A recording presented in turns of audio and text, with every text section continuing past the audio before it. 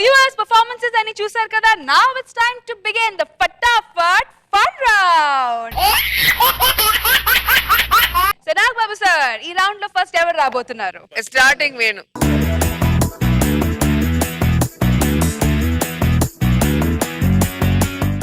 ఊళ్ళోకి సాధు వచ్చారండి. ఆ సాధుకు స్పెషల్ ఉందన్నమాట. అతను ఏంటంటే ఎవరిని ఏ క్వశ్చన్ అడిగినా మాటలతో అడగడు సార్, సైకిల్ చెప్పి అడుగుతాడు. ఇదేంటి సైకిల్ చేసి అడుగుతాడు. జనాలు కూడా అతనికి సైకిల్ ద్వారా ఆన్సర్ ఇవ్వాలి. సరే, ఈ సాధు వేసే ప్రశ్నలకు ఎవ్వరు సమాధానం చెప్పలేకపోతున్నారు. అంటే ఇతను ఏం అడుగుతున్నాడు, ఏం చెప్పాలో జనాలు తెలియట్లా. ఎవ్వరు విన్నప్పుడు లేకపోతున్నారంటే లాస్ట్కి ఒక గొర్రెల కాపరి మాత్రం సాధువుకి పర్ఫెక్ట్ ఆన్సర్ చెప్పాడు. అసలు గొర్రెల కాపరిని సాధువు ఏమడిగాడంటే అన్నాడు సాధు, గొర్రెల కాపరి అన్నాడు, గుడ్ పాస్ అన్నాడు. రెండో క్వశ్చన్ సాధువు అడిగాడు అన్నాడు, అప్పుడు గొర్రెల కాపరి అన్నాడు. మళ్ళీ సాటిస్ఫై అయిపోయాడు, నువ్వు గెలిచావని సాధువు వెళ్ళిపోయాడు. గొర్రెల కాపరి వెళ్ళిపోయాడు. జనాలకు అర్థం కావట్లా, ఆడు ఏం అడిగాడు, వీడు ఏం చెప్పాడు, కన్ఫ్యూజ్ అయిపోతున్నారు. ముందు జనాలు సాధువు దగ్గరికి వెళ్ళారు. గురుగారు, అసలు మీరు ఆ గొర్రెల కాపరిని ఏం అడిగారు అంటే దేవుళ్ళు ముగ్గురు అన్నాను. అప్పుడు గొర్రెల కాపరి లేదు ఒక్కడే అన్నాడు. కరెక్ట్ కదా, ఒక మనిషి బతకాలంటే పంచభూతాలు కావాలి అన్నాను. గొర్రెల కాపరి కాదండి, ఒకప్పుడు పంచభూతాలు ఇప్పుడు చాలా భూతాలు కావాలన్నాడు. కరెక్ట్ కదా, నేను సాటిస్ఫై వెళ్ళిపోయాడు. మరి ఇతను సాధువు కాబట్టి అర్థం చేసుకున్నాడు. ఆ గొర్రెల కాపరి ఏం అర్థం చేసుకున్నాడు, ఆయన దగ్గరికి వెళ్ళి అడిగారు, బాబు అసలు అతను ఏం అడిగారు రా అంటే, ఏం లేదండి నీ దగ్గర 3 గొర్రెలు ఉన్నాయా అని అడిగాడు. లేదండి ఒకే గొర్రె ఉంది అన్నాను. ఒరే ఆ గొర్రెని 500కి ఇస్తావా అన్నాడు. 500కి ఆ గొర్రె కాదు సార్, దాని బొచ్చు కూడా రాదు అన్నాను.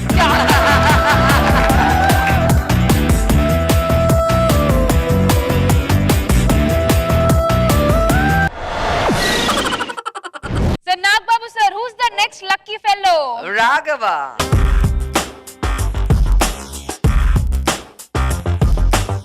ఒక చోట మాట్లాడే చిలకని వేలం వేస్తున్నారండి. మాట్లాడే చిలక చాలా ఇంట్రెస్టింగ్గా ఉంది, స్కిట్లో పనికి వస్తుందని మన షేకింగ్ శేష్ కుమార్ గారు వెళ్ళారు కొనడానికి. వెళ్తే పాట మొదలైంది. దేవుడి పాట 1000 రూపాయలు అన్నారు. శేష్ కుమార్ పాట 2000 అన్నాడు. 3000 శేష్ కుమార్, 4000 5000 శేష్ కుమార్, 10,000 పెరిగిపోతున్నది పాట. ఇలాగా 20,000 శేష్ కుమార్, 30,000 50,000 శేష్ కుమార్, 80,000 లక్ష శేష్ కుమార్ పాట 1,50,000 1,80,000 శేష్ కుమార్ 2 లక్షలు, అంతే కథం ఆపేయండి అన్నారు. శేష్ కుమార్ గెలిచేసాడండి. మాట్లాడే చిలకను కొనేసుకున్నాడు, డబ్బులు ఇచ్చేస్తున్నాడు. ఇచ్చేస్తూ డౌట్ వచ్చింది, ఏమండి ఈ చిలక నిజంగా మాట్లాడుతుందండి అన్నారు. అప్పుడు అనంటే భలేవాడండి బాబు, ఇంతవరకు పాట పాడింది అదే అన్నాడు. అంతే.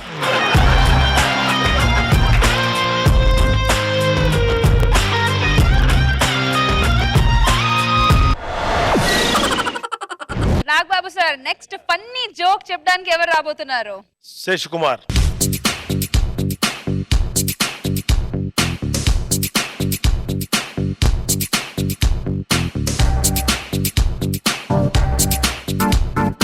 ఓన్లీ ఈ ఏజ్ గా మాత్రం వేయగలిగా సంతోషం. ఇద్దరు భార్యాభర్తలు గదిలో ఉన్నారు. భార్య పాపం ఆరోగ్యం బాగలేదు, మంచం మీద పడుకునుంది. భర్త పక్కన కూర్చున్నాడు. భార్య చెప్తోంది, ఏమండి నేను చచ్చిపోతే మీరు ఏం చేస్తారండి? ఊరికే ఏదో మాట్లాడు, నువ్వు చచ్చిపోవడం బ్రహ్మాండంగా ఉన్నావు, ఏం చచ్చిపోవు, నువ్వు గమ్మునుండు. అలా కాదండి, నేను నిజంగా చచ్చిపోతే మీరు ఏం చేస్తారండి? ఏం చేస్తానే? పిచ్చోడిని అయిపోతాను, అంతేగాని 2వ పెళ్లి చేసుకోరు కదా. పిచ్చోడు కదా చెప్పలేను.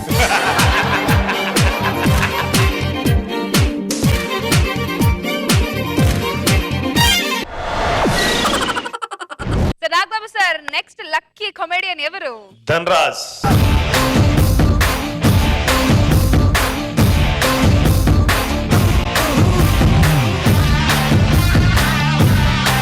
చాలా మంది సాంగ్ వేస్తే నేనేదో బిల్డప్ గా ఒక జోక్ చెప్తున్నాను అనుకుంటాను. రాదు కాబట్టి ఇంత సాంగ్ అక్కర్లేదు. బేసిక్ గా నిజంగా నా మైండ్ ఏం లేదు సార్, ఇది నడుచుకుంటూ వస్తున్నప్పుడు ఏదో అనిపించింది. దొంగ, నీ దగ్గర జోక్ ఉంది, నువ్వు అబద్ధం చెప్తున్నావు.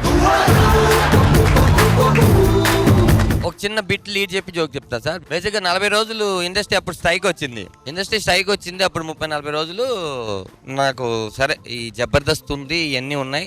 ఒక రోజు నాకు బాత్రూమ్ నుంచి సౌండ్ వినిపించింది. మా అబ్బాయిని స్నానం చేపిస్తుంది మా మిస్సెస్. స్కూల్కి వెళ్ళి పదా ఏంటి 2 రోజులు స్కూల్కి వెళ్ళి ఏమనుకుంటున్నావు అంటే, ఆడు నేనే డాడీ 40 రోజుల నుంచి షూటింగ్కి వెళ్ళిపోతే ఏమనో కానీ నేను 2 రోజులు స్కూల్కి వెళ్ళిపోతే తిడతామని. నాకు అప్పుడు గుర్తొచ్చింది 40 రోజుల నుంచి నేను ఖాళీగా ఉన్నాను కదా అని.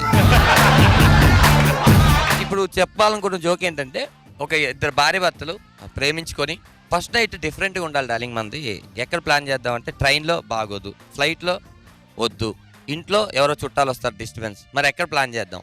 మన రేంజ్ బడ్జెట్ కి హ్యాపీగా ఒక దిండి రిసార్ట్స్ లాంటి దగ్గర ఒక పడవ తీసుకొని లోపల ఆ పడవలో ప్లాన్ చేసుకుందాం అని భర్త మొత్తం సెటప్ గిటప్ మొత్తం చేశాడు. పడవ వెళ్తూ ఉండగా వాళ్ళిద్దరూ ప్రేమగా మాట్లాడుకుంటున్నారు. టక్మని ఒక అనౌన్స్మెంట్ వచ్చింది, 4వ ప్రమాద హెచ్చరిక అని. చూస్తే డ్రైవర్ లేడు. 4వ ప్రమాద హెచ్చరిక ఇప్పుడు ఏం చేయాలంటే అక్కడ చూడంగానే మీ పక్కన ఉన్న జాకెట్లు వేసుకుని దూకేయండి, బతికేస్తారనగానే భార్య భర్తలు ఇద్దరు దూకేశారు. భార్య ములుగుతుంది తేలుతుంది ఆవిడ పట్టుకొని అలా తీసుకొని వచ్చి ఏమైందంటే ఏం లేదండి, ఆల్రెడీ నాకు జాకెట్ ఉంది కదని నేను వేసుకోలేదని.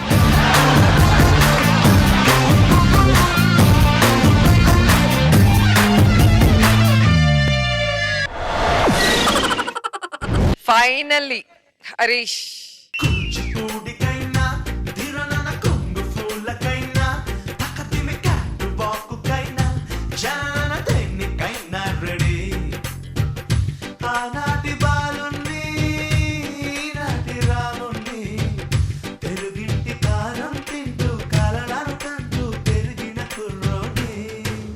ఒక షిప్ వెళ్తుందండి. ఆ షిప్లో ఒక ఇండియా వాడు, ఒక జపాన్ వాడు, అమెరికా వాడు వెళ్తున్నాడు. ఇంతట్లో షిప్ వెళ్తూ ఒక ప్రమాద హెచ్చరిక జారీ చేసింది. షిప్ కాసేపట్లో మునిగిపోద్ది, జాగ్రత్త, ఏవైనా మీ దగ్గర బరువైన వస్తువులు ఉంటే నీటిలో పడేయండి అని. వెంటనే అమెరికా వాడు వెళ్ళి ఓ 2 సూట్ కేసులు పడేసాడు.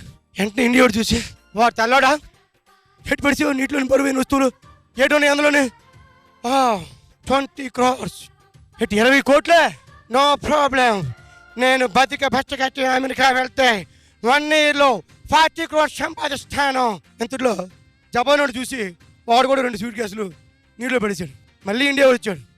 వాడు జపాన్ వాడా, సేమ్ పంది మొఖం వేసుకున్నాడు, నువ్వేటో నీటిలో పడిచావు. ఐఫోన్స్ అండ్ ఐప్యాడ్స్, ఐఫోన్లు ఐప్యాడ్లా ఎంతంత ఏంటే, 30 crores, 30 crores అంటే 30 కోట్లే, నో ప్రాబ్లం, నేను బచ్చగచ్చి జపాన్ వెళ్తే ట్రిబుల్ అంటే 90 crores సంపాదిస్తాను అనగానే ఇద్దరు వెంటనే, ఏ ఇండియా మ్యాన్, మా ఇద్దరం కూడా అన్ని ప్రాపర్టీస్ నీటిలో పడేసాం, నువ్వేం పడేయట్లేదు ఏమిటి? అదే మీ డౌట్, ఉండండి ఆరే ఇట్లా టపేలు ఉంటాను నేను టప్ప నీటి పడుతుంది. హే మ్యాన్, ఎవరు నేను నీటిలో తోసేసావు? ఆడా నా కొడుకండి. వాట్, కన్నా కొడుకుని నీటిలో తోసేస్తావా? అబ్బా నో ప్రాబ్లం అంటే నాడు బతుకు బట్ట కట్టి ఇండియాలో అనుకుంటుండే 5 ఏళ్లలో ఇలాంటి వాళ్ళు 5 మంది కనేస్తాను నేను.